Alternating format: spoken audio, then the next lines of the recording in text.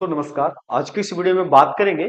हमारे एक कंप्लेन आया था कि सर आपने क्या किया है कि हमने मोटेशन में डाला था जमीन खरीदने के बाद, और वहां पे क्या हुआ, वहां पे ऑब्जेक्शन लगा दिया गया सीईओ के द्वारा। जब वहां पे जनरेट करने गया तो वहां पे ऑब्जेक्शन लग गया। ऑब्जेक्शन लगाने का कारण अनेक हो सकता है। वो अनेक अनेक प्रकार से ऑब्जेक्शन लगाया जा सकता है। बहुत सारे कारण होते हैं ऑब्जेक्शन लगाने के। क्यों? क्योंकि कोई भी व्यक्ति, यदि आपने कोई डॉक्यूमेंट वहां पे सबमिट नहीं किया तब पर भी आपका ऑब्जेक्शन लग जाएगा, या फिर आपने किसी अन्य प्रकार की कोई त्रुटि किया तो उसके कारण भी ऑब्जेक्शन लग जाता है। जब ऑब्जेक्शन लग जाए तो आप लोग को क्या करना होगा उसके बारे में आप लोग को बता दें। ऑब्जेक्शन लगने का अनेक कारण होता है, और किस कारण से ऑब्जेक्शन लगाया गया उसके बारे में यदि जानना चाहते हैं दोस्तों, आप लोग को क्या करना होगा। आपको ऑब्जेक्शन को, जैसे ही आप ऊपर आइएगा तो सर्च करने के बाद आपको यहाँ पे ऑब्जेक्शन नोटिस मिलेगा। आपको ऑब्जेक्शन नोटिस पे जैसे ही आप क्लिक कीजिएगा तो एक नोटिस खुल के आपको पास इस प्रकार से आ जाएगा। इस नोटिस को आपको पढ़ने के बाद आपको पता चल जाएगा कि क्या वहां पे मांगा जा रहा है। तो दोस्तों, यदि आपके पास भी इस प्रकार की कोई घटना घटा हो तो दोस्तों आप लोग को क्या करना होगा उसके बारे में हम आज आपको बताएंगे। दोस्तों, सबसे पहले बता दें कि आपको पता करना होगा कि आखिर ये ऑब्जेक्शन लगा कैसे। सबसे पहला काम होता है कि ऑब्जेक्शन लगा कैसे। बहुत सारे केस में क्या होता है कि यदि आपने कोई जमीन बेचा और आपके दादा परदादा के नाम पे जमीन है, और उनमें से कोई एक उत्तराधिकारी है बिना बंटवारा किए वो जमीन को बेच दिया है, तो वैसे केस में क्या करता है, उसके दूसरा जो पाटीदार होता है वो क्या करता है, ऑब्जेक्शन कर देता है, ऑनलाइन कंप्लेन कर देता है कि ये हमारा हिस्सा है। तो वैसे केस में आपको या तो कंप्लेन में सुलह करना होगा, या फिर आपका जो उत्तराधिकारी होगा उसको साबित करना होगा कि सर ये हमारा हिस्सा है, हमको बंट के मिला, हम अपने मर्जी से बेच रहे हैं। या फिर बहुत सारे केस में क्या होता है कि दादा परदादा के नाम पे जमीन होता है और कोई एक व्यक्ति बेच देता है और वहां पे सहमति पत्र नहीं देता है, तब पर भी मोटेशन के क्रम में आपको वहां पे ऑब्जेक्शन लगा दिया जाता है। या फिर आपने ऑनलाइन किया, ऑनलाइन करने के क्रम में किसी न किसी प्रकार की त्रुटि कर दिया, रजिस्ट्री डेट गलत डाल दिया, या कुछ और गलती हो चुका है, तो वहां पे ऑब्जेक्शन लग जाता है।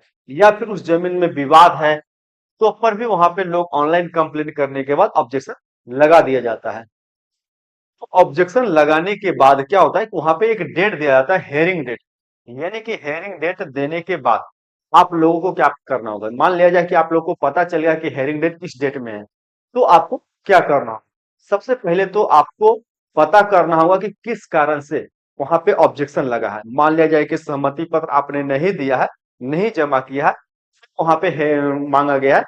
तब विक्रेता क्या करेगा, आपके यानी कि विक्रेता का जो हिस्सेदारी होगा, यानी कि जो भी उसका हिस्सेदार होगा, उसके पाटीदार होगा, यानी कि पार्टनर जो होगा, उन सभी लोगों से एक एप्लीकेशन लिखवा के सहमति पत्र संबंधित और वहां पे जाके जमा करना होगा।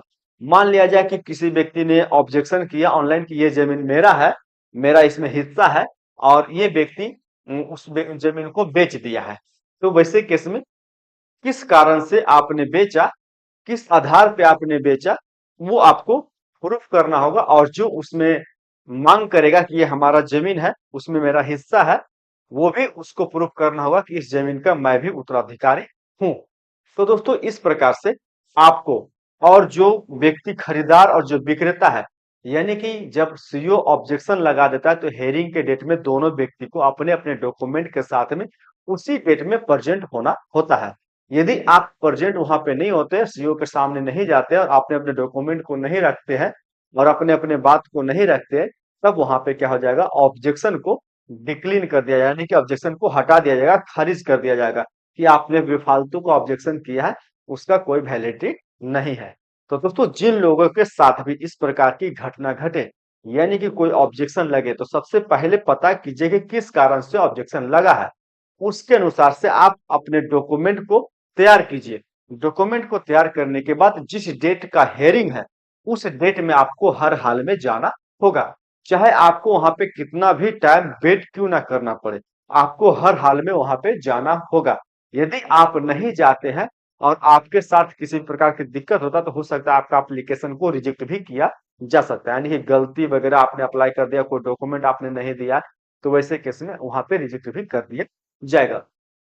तो दोस्तों, यदि हमारा वीडियो पसंद आए तो वीडियो को लाइक कीजिए, चैनल को सब्सक्राइब अवश्य कीजिएगा। दोस्तों, वीडियो देखने के लिए धन्यवाद।